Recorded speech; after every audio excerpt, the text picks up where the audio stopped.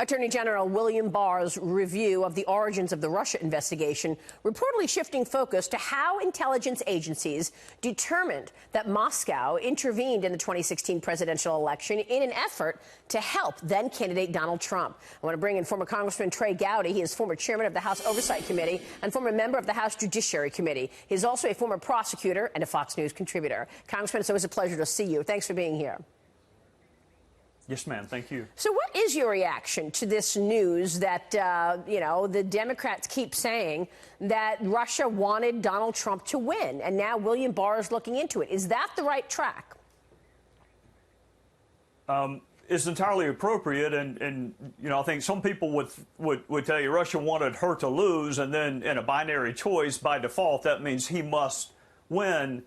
The intelligence community is always really skittish when people look at their work product. They don't deal in evidence, they don't deal in evidentiary burdens or thresholds. They deal in assessments. And Maria, you and I can think of some famous examples in the past where their assessments were wrong. So I got a lot of respect for the intelligence community, but no one is above oversight and review and scrutiny. And if Barr wants to look at the evidentiary foundations for this counterintelligence investigation, he should. Yeah, especially since Michael Mueller, who was the deputy director of the CIA during the Obama administration, says that John Durham's interest in speaking to the CIA is inappropriate.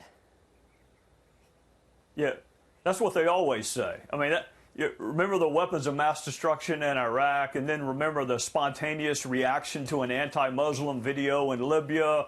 That's what Morrell told us then, too. You can't go interview the analyst. It'll have a chilling effect. Okay, then, quit using intelligence products in your criminal justice analysis. If you don't want us applying a criminal justice analysis to your intelligence work, then quit using it. And I think what we're going to find in 2016 is the intelligence community was providing information to law enforcement that then went into this investigation where some Democrats are calling for Donald Trump to be in prison. So you can't have it both ways. You can't have a lower standard of scrutiny but still get your information put into the criminal justice realm. It doesn't work that way. And yet there was some information that actually wasn't presented to the powers that be that were making important decisions. You just heard your former colleague, Devin Nunes. He sent a letter to the head of the FBI on Friday saying, how come we never saw the Kathleen Kavalek notes where she raised her hand and said Christopher Steele's information is not to be trusted?